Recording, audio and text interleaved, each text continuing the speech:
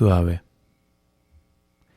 como la hierba que no provoca acidez, las sábanas de un buen hotel, la menta en un dentífrico para niños, la piel de un bebé, una bola de billar, un bloque de manteca reposando al aire libre, las teclas de un piano nuevo, una vela tibia. Suave puede estar opuesto a rugoso, duro, imperfecto. Y en general siempre gana. ¿Quién se va a oponer a algo delicado y placentero? Pero en otros aspectos suave se queda corto. Una camioneta pick-up que tira de un remolque suavemente. No. Un cuchillo para cortar carne con filo suave. Difícil. ¿Se puede decir que un whisky es suave? Sí y no, aunque para algunos, no y no. Mark Gillespie de Whiskycast menciona algo importante. La suavidad es subjetiva. Lo que es suave para unos no lo es para otros. Nick Taylor, de Taylor & Taylor, dice que el agua es suave. El whisky, cremoso o viscoso. Josh Hatton de Single Cask Nation es más categórico. Suave se puede utilizar para describir superficies táctiles y culitos de bebé. Los descriptores de whisky, continúa, se basan en aromas, sabores y texturas. Suave entonces suele utilizarse como sinónimo de esto no quema. ¿Qué pasa entonces con esos whiskies como los de grano o los irlandeses que tanta gente categoriza como suaves? ¿Error o percepción? No es fácil la respuesta, aunque hay algo que tengo en claro. Suave no quita complejidad, elegancia o inspiración.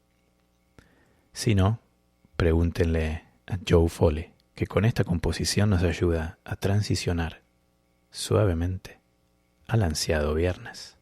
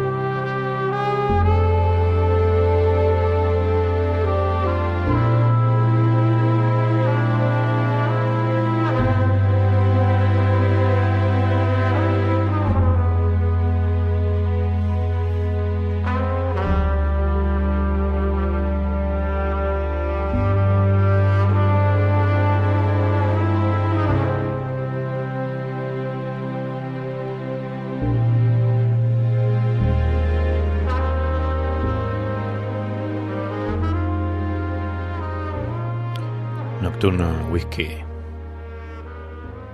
episodio 16.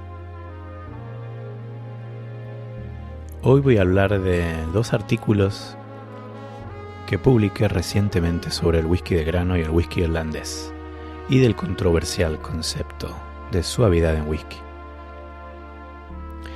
Gracias a los que participaron en Twitter de la conversación sobre el uso del término suave en whisky. Los invito a participar en la próxima y seguirme en @itinerantecata.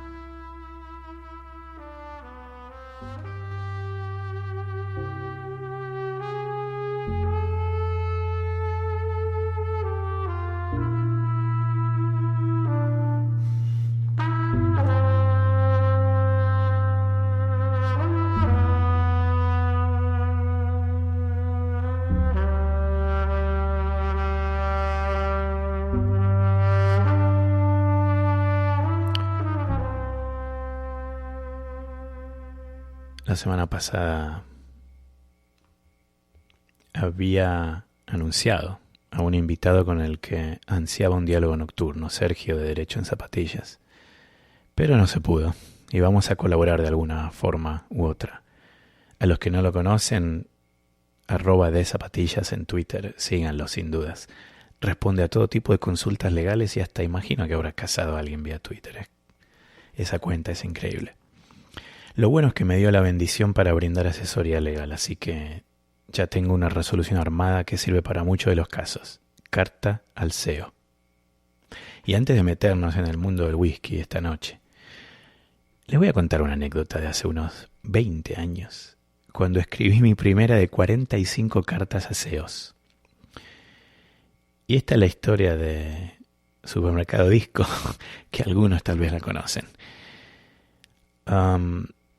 Mi mamá había juntado miles y miles y cientos de miles de puntos del programa de lealtad del cliente, hasta que un día dice, pasaron muchos años, no sé qué hacer con estos puntos, y yo dije, miré el catálogo y dije, me voy a llevar una bicicleta. La cosa es que esa bicicleta primero vino en una caja desarmada, y cuando la llevé a armar me comentaban en la bicicletería que había una parte rota, una parte soldada y un manubrio que parecía ser de otro modelo. Y intentamos armarla, me dijeron si hay algún problema traela, y la verdad que hacía más ruidos que show de fuerza bruta y stomp combinados. Y así fue que tuvo más y más y más problemas hasta que me enojé mucho y le escribí una carta al CEO. ¿Por qué no? Y pasaron unos días y un día llego a mi casa y hay como 8 mensajes en el contestador automático. Y primero me pidieron disculpas, después me dijeron que me iban a reintegrar el dinero de la bicicletería, después que dónde quería que me la entreguen en la sucursal que yo elija. Y recuerdo bien que el color plateado estaba fuera de stock. Y bueno, te imaginarás que me dijeron, ¿plateado? Sí, por supuesto que tenemos. Creo que si les pedía que creen un color en la gama de Pantone con mi nombre, lo hacían. El 0321 Silver Paul. Esa carta al CEO fue todo menos suave, aunque la ejecuté con suavidad, que es diferente. Y vamos al tema de la suavidad de un whisky. Me parece que no tenemos que ponernos en el extremo, aunque me divierte que alguien como Josh Hatton, al que conozco bien, creador de Single Cask Nation, diga que odia que se describa el whisky como suave. A mí me pasa algo parecido con el término easy listening en música. ¿Qué es eso de música fácil de escuchar? Como si para escuchar a Mozart tuviésemos que escribir partituras de memoria. Mami, no, Mozart es difícil, mejor pone al Sapo Pepe. Y en la industria del whisky se usa a veces el easy drinking, como que un whisky es fácil de tomar. Y no, volvemos a lo que dice Mark en WhiskyCast, es relativo. Fácil de tomar para vos que ya probaste 350 ahumados, pero para otros el whisky más suave, entre comillas, o fácil de tomar, es una patada al estómago.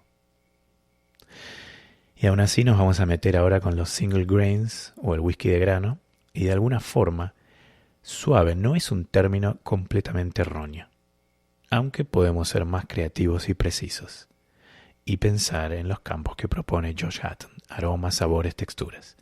Y ahí sí que suave es una sensación, como agregó ayer a la discusión Caro Saralegui. Hola, Caro.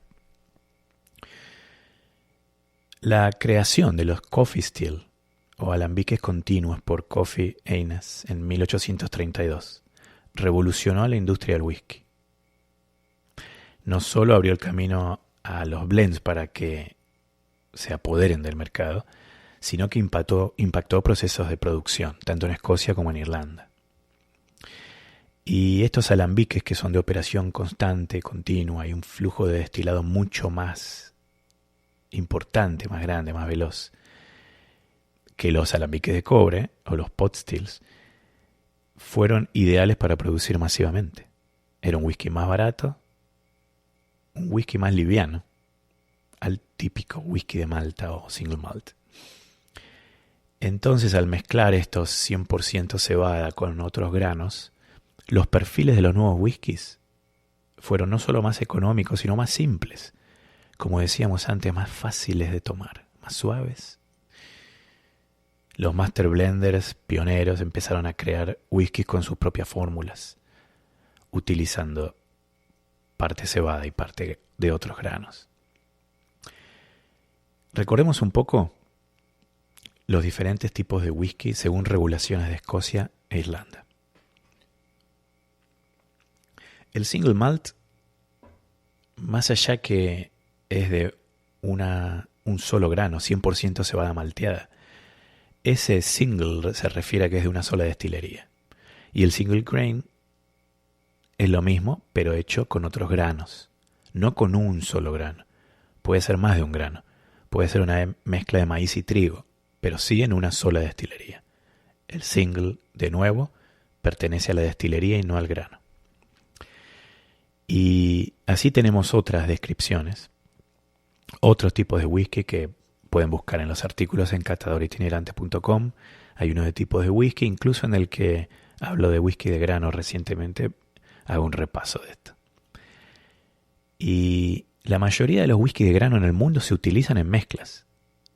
De hecho, las compañías que son dueñas de las marcas de blends generalmente son dueñas de alguna destilería de grano porque lo necesitan para su producción y tienen el 100% del control.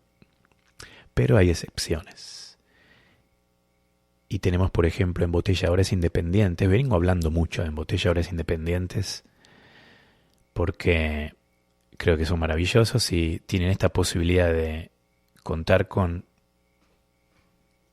whisky bastante añejado y con ciertas variables como el tipo de alcohol, no el tipo de alcohol, sino la cantidad, la graduación alcohólica, sino que también muchas veces tienen destilerías que ya están cerradas, y es el caso de varias de whisky de grano. También en este mundo se terminó metiendo Compass Box. Año 2000, esta empresa lanza su primera expresión. Es un blend de granos llamado Hedonism. Y en ese año 2000 nadie compraba whisky de grano. Aún así ellos se juegan con su primer producto y revolucionan un poco el mercado porque se ponen a la Asociación de Whisky Escocés en contra porque deciden publicar la fórmula. Dicen exactamente qué hay en el blend. Entonces ganaron miles de fans en esa discusión que se abrió sobre la necesidad de más transparencia. Justo ayer estábamos en Twitter hablando de el Spaniard y el Pit Monster. Hoy en día es un poco más común, hay mucha más oferta y ya hay marcas que están lanzando whisky de grano como Kilbeggan, como Tilling, como Tweedale y hasta Girvan, que es de William Grant, de los dueños de Monkey Shoulder, Balvenie y Glenfiddich. Y creo que cada vez se le presta más atención por su carácter dócil y balanceado. Y se le tiene que tener un poco más de respeto. Tampoco es menor el punto de que el precio es inferior, es más barato de producir. Entonces no solo podemos encontrar whiskies más añejos como el que voy a probar hoy, que a un precio más barato comparado con el escocés, comparado con los single malts, sino que es una oportunidad para empezar a probar más cosas. Hoy en día hay pocas destilerías de grano operando en Escocia que se dedican solamente a grano, que son Cameron Bridge, Girvan, Invergordon, North British y un par más, menos conocidas. Y está Loch Lomond, que también hace single malt y también hace whisky de grano, y hay varias cerradas. Las más interesantes creo que son Cambus, Carsebridge y Port Dundas. En Irlanda es un poco parecido. Kilbeggan hace grano, pero también hay destilerías que hacen single malt y grano también, como Glendalough, Middleton, Tilling. Entonces voy a pasar a la cata de la noche. La cata que voy a probar, y justo antes hablaba de Josh y Single Cask Nation, que es uno de mis embotelladores independientes favoritos, están basados en la costa este de los Estados Unidos. Es de un whisky que yo recibí para mi cumpleaños, cuando cumplí, creo que 45 años. Es un whisky de 43 años, se quedaron cortos los que me hicieron el regalo, muy flojos estuvieron, porque tenían que haber buscado un whisky de 45, qué desastre. Pero lo acepté de todas maneras, y no solo lo acepté, sino que un par de años después lo sigo haciendo durar, me queda muy poquito. Y hoy voy a compartirlo con ustedes. Este Invergordon, vamos a hablar un poquito de Invergordon, fundada en 1959-1960, está en los Highlands de Escocia, y esto es notable porque en general las destilerías de grano están en Lowlands. Esta es la que está más al norte. Su dueño es White & Mackay. Conocerán el blend White & Mackay, que tiene bastante de Invergordon y de el Single Malt Nabulin. White & Mackay también dueños de Dalmore y Jura, entre otros, y son partes de un holding filipino llamado Alliance Global, que al final terminan siendo dueños de McDonald's y otras cosas más. Así es la cosa, no hay whisky prácticamente que no sea parte de un holding. Tiene una capacidad de cerca de 40 millones de litros anuales. Eso es más del doble que las destilerías más grandes de single malt como Glenlivet, Glenfiddich y Macallan.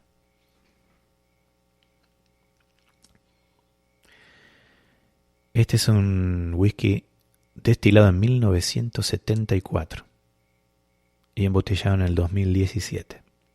43.9 de gradación alcohólica. Solo 196 botellas en el mundo. Y a mí me queda el 10% de una de ellas. Qué afortunado. Estoy tratando de catarlo y probarlo a través de la nariz, haciendo lo que en inglés se dice el nosing. Y voy a aprovechar las notas que escribieron en Single Cask Nation para mostrar por qué no les gusta usar la palabra suave. En la nariz dicen maíz tostado, hinojo, caramelos, helado de vainilla y extracto de vainilla. Suave. No, suave no lo dicen. Después, en la boca. Masivamente llena la boca de esta sensación de aceitosa. Una dulzura muy rica. Nuevamente vainilla. Pero esta vez en forma de una especie de bebida gaseosa. Acá usan la palabra suave de una manera muy interesante. Una presencia de madera muy suave. Se están refiriendo a la presencia de la madera, no se están refiriendo a que el whisky en general es suave. El crème brûlée, caramelo o dulce de leche para nosotros. Y un final con algo de pimienta, suavemente herbal. Dicen que no, pero hay 2 veces la palabra suave. Y básicamente la cantidad de años en barrica, que fueron 43 años, ayuda a traer esta riqueza de la madera sin hacerlo muy amaderado.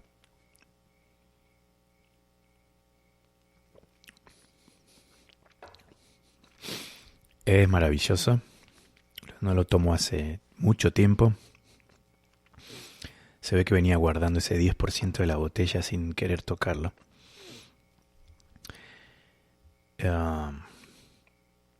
Esto que mencionan de esa sensación aterciopelada de aceitosa, viscosa, como dice Nick Taylor. Y en parte parece un licor. Pero no es pesado, es liviano. Es liviano. Esto es algo interesante que traen muchas veces los whisky de grano. Que casi como que no parece un whisky, pero es un whisky. Casi como que parece un licor, pero es un poco más liviano. Y tiene estas notas dulces, maravillosas. Y es ligerito. Es tomable. Es muy sutil. Se le van encontrando otras cosas en el final. Viene esta parte un poquito más picante. Estas hierbas antiguas. Es como entrar no sé, a una farmacia hace un siglo. Donde ahí estaba el experto que tenía hierbas y elementos para producir lo que queríamos. Vi muchas películas, les aviso. Y realmente recomiendo explorar los whisky de grano en lo posible de embotelladores independientes. Porque van a encontrar las mejores destilerías, van a encontrar una buena cantidad de años sin pagar a veces precios imposibles. Por ejemplo, este es un whisky que creo que en precio de lista era unos $300. Y alcanza con ir a las subastas online para ver cuánto puede salir un single malt de 43 años. Y posiblemente supere los $1,000. Vamos a hablar de whisky irlandés. Estamos en la mitad del programa. Esto es Nocturno Whisky. Y elegí hablar también de whisky irlandés no solo porque recientemente escribí estos dos artículos, sino porque el whisky irlandés tiene esto. Tiene estas cualidades que a veces traen los whiskies de grano. En el artículo menciono que escoceses e irlandeses se disputan la historia del whisky, quién estuvo primero. Y hay varias fuentes que indican que los primeros registros escritos no son esos famosos registros del Fry Court en 1494 en Escocia, sino que en Irlanda se han encontrado registros de casi 100 años antes, que mencionan el agua de vida. Entonces, en la primera destilería que recibió una licencia, ¿no?, de los reyes en Irlanda fue Bushmills, pero no operó por muchos años. Entonces Kilbeggan fue la primera oficial en abrir en 1757. Había un tema de regulaciones, de impuestos, mucha gente se asustó de destilar oficialmente y meterse en un problema económico. Y las leyes se fueron endureciendo y Irlanda llegó a tener 1,000 destilerías con licencias para operar y ya para mediados de 1800 quedaban solo 30. Se forzó por un lado a que esas destilerías generen más recaudación y se regule más fácil. Por el otro apareció mucho whisky ilegal, obviamente. Y la historia del whisky irlandés tiene ascensos y caídas, más ascensos y caídas que Quilmes tiene. Y realmente vuelve a aparecer esta figura importante en los 1800 de el coffee still, el alambique continuo, que como mencionaba antes impactó en las industrias de Escocia e Irlanda. Y en Dublin estaban Jameson y Powers principalmente, que decidieron privilegiar calidad y siguieron utilizando alambiques de cobre. Hacia fines de 1800, Irlanda tenía una de las mayores producciones de whisky del mundo. Pero en el siglo XX empezó a cambiar todo. Y esta efectividad del alambique continuo, y que introdujo a los single grain, a los whisky de grano, hizo que los blends obviamente se popularicen en todo el mundo. También empezó a caer el whisky irlandés por la ley seca en los Estados Unidos, que se cortaron importaciones. El whisky irlandés dependía mucho de Estados Unidos. Y también hubo una guerra de independencia irlandesa y otras disputas comerciales con el Reino Unido. A mediados de los 60, 1960, permanecían 4 destilerías solas operando en Irlanda. Tremendo. Cayó muchísimo, llegaron a haber 1000 licencias. Eran Middleton, Jameson, Powers y Bushmills.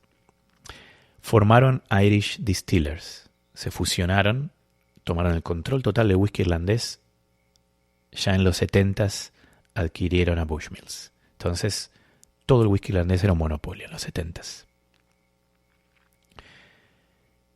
Llegaron los 80s y el resurgimiento es impactante por 2 motivos. Primero, porque John Tilling funda la destilería Cooley, que es la primera que abre en 100 años en Irlanda, para producir whisky de grano. Nuevamente la importancia del whisky de grano, su producción masiva y lo rico que es y lo delicado. Algunos años después agregó alambiques para producir whisky irlandés tradicional. Adquirió marcas como Kilbeggan y Tyrconnell. Tyrconnell, una de mis favoritas, voy a hablar en un rato. Creó la marca Connemara para producir el único whisky irlandés ahumado. Hoy en día también West Cork hace la serie Glengarriff, que son ahumados. Luego ya como cerca de 2010-2012, Cooley es adquirida por el grupo Beam Suntory, Laphroaig, Hibiki y muchos más. Este resurgimiento, de la mano de Tilling a fines de los 80, viene acompañado de la multinacional Pernod Ricard, dueños de Aberlour y Glenlivet, que se suben al caballo del boom irlandés y del boom de otros whiskies y compran Irish Distillers. Entonces invierten en marketing a nivel mundial y se hacen cargo de las destilerías irlandesas más populares. Hablando un poco ahora del el estilo y la personalidad que tiene este whisky irlandés. Mientras tanto tomo un poquito más de Lindbergh. Peligrosamente rico y suave. Que no se entere Josh Hatton. Las características más predominantes, creo, del whisky irlandés son precisamente esta liviandad y delicadeza típica debido a la triple destilación. En general, en Escocia se destila 2 veces. Hay algunas destilerías que usan lo que le dicen el 0.5 o media vez más. Otras la extienden un poco más, como Mortlach. Pero en general es doble versus triple. Y algunos argumentan que la tercera destilación también pierde elementos y complejidades que terminan impactando el sabor. Aunque los fans del whisky irlandés dirán que no, que el whisky irlandés tiene complejidades muy sutiles. La gran diferencia también con el escocés es que el single pot still usa cebada sin maltear.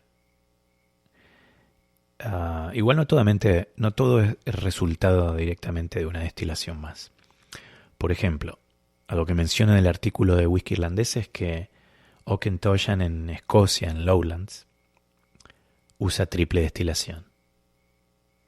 Para que se ubiquen un poco, Lowlands, ahí es donde están la mayoría de la destilería de whisky de grano. En contraparte, Tyrconnell en Irlanda usa doble destilación. Se quiso diferenciar de la triple destilación y darle un poquito más de carácter. Pero recordemos que hay muchas otras variables y elementos. La cebada, la levadura, el clima, los momentos específicos en el proceso de destilación donde se hacen los cortes, el clima, el lugar donde se elige madurar las barricas. Si no, pregúntenle a la nueva destilería Waterford en Irlanda, que todo lo arman alrededor del terruño y la importancia especialmente de la cebada.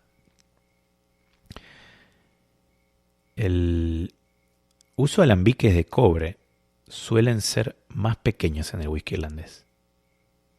Le da un estilo más uniforme regionalmente. En Escocia hay mucha más variedad de whiskies porque hay todo tipo de alambiques. De hecho, hay destilerías que cuentan que si tienen que cambiar un alambique, cosa que prefieren evitar, hasta tratan de hacerle las mismas hendiduras o golpes o errores que haya tenido el anterior, para que quede exactamente igual.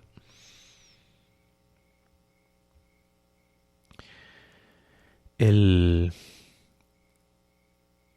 whisky irlandés está realmente creciendo mucho. Hacia fines de los años 2000, Cooley comenzó a experimentar con acabados, cosa que los escoceses como Balvenie venían haciendo desde los 90. De ahí sale en el 2008 que el Tyrconnell 10 años Madeira es nombrado el mejor whisky de Irlanda por Jim Murray, que sabemos que es controversial, el creador de la Biblia anual del whisky. Y a partir de ahí Tyrconnell se hizo muy popular, muy popular.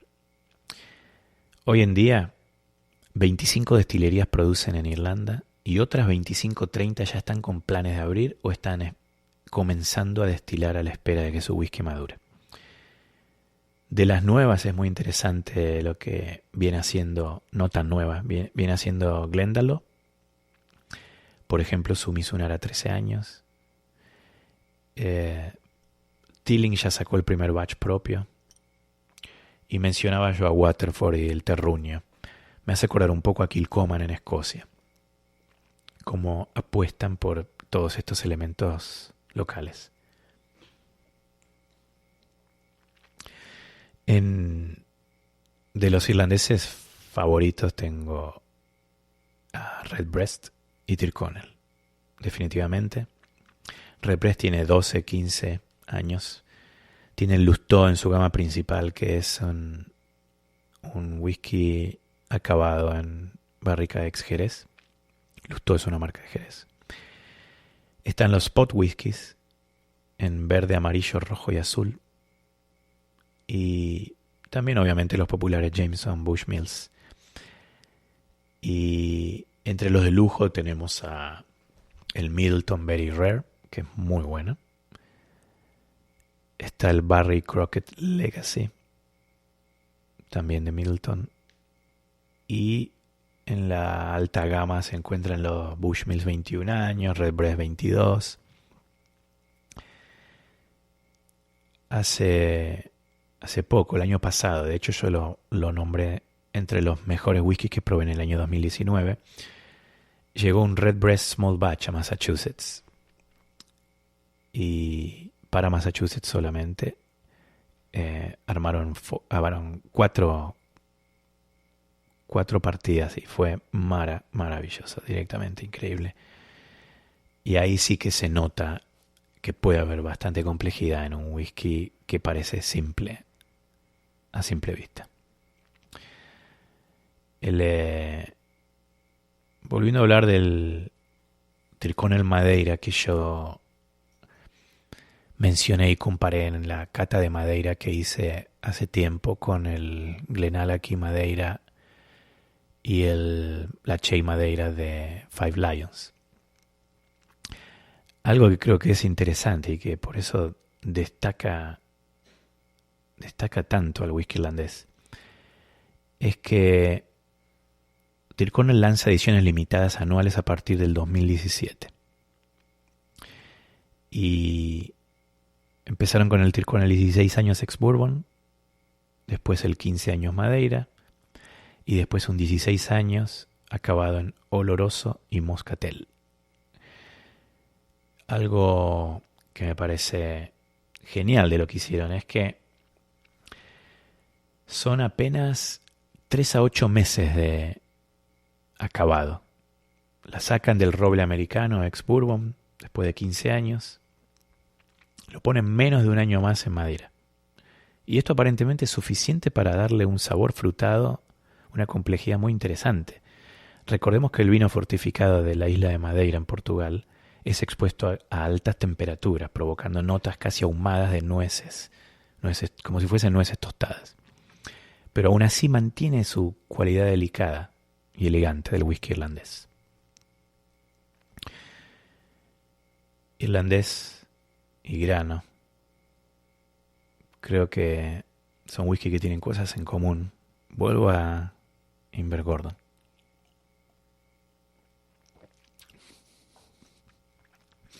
Tremendo. Gracias, Josh, por tu whisky suave.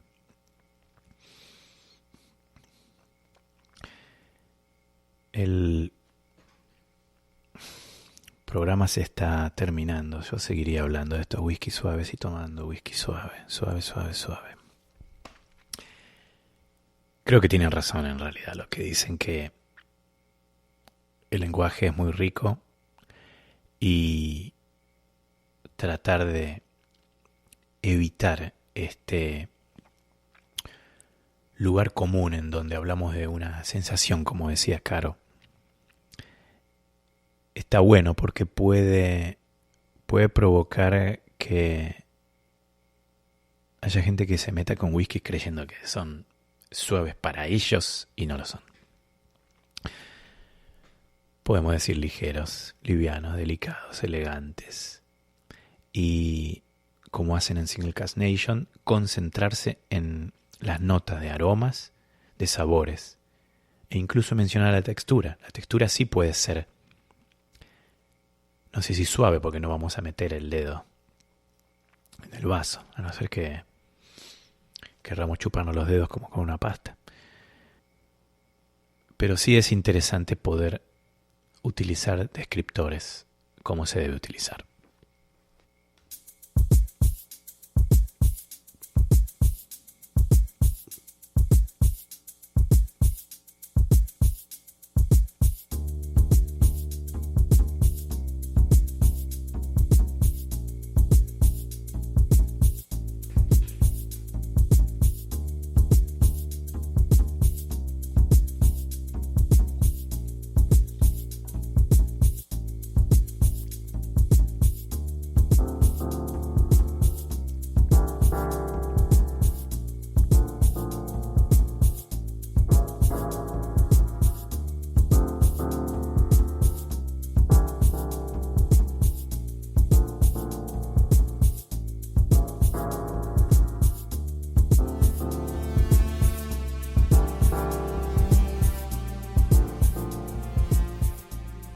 Se va el programa.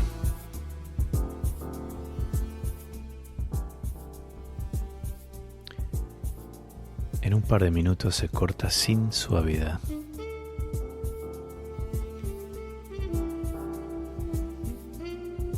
Les conté, creo, en el final del episodio anterior sobre la semana próxima. Estaré en una casa de campo sin internet. Tengo miedo, nene. No hay nocturno en whisky hasta el jueves 3 de septiembre.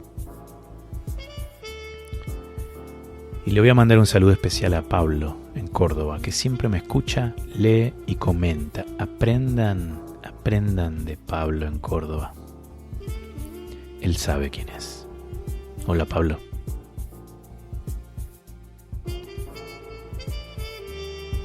Joe Foley, Nocturno Groove.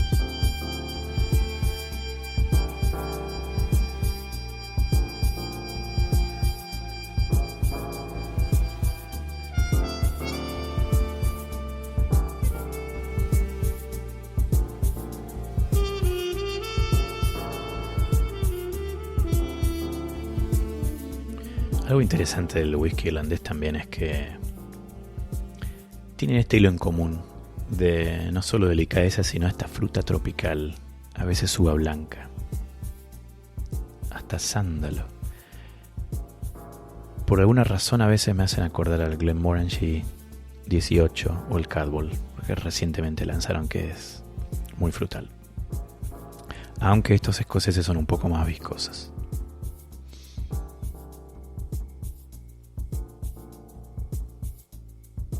San Patricio todo el año.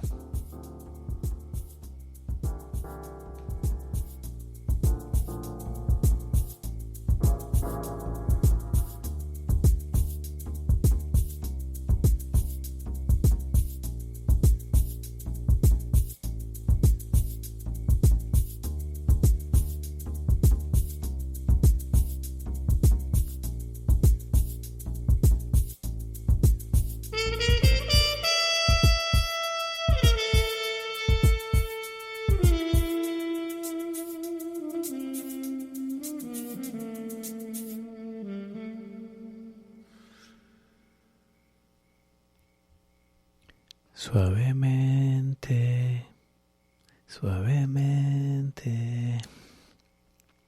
Gracias por escuchar.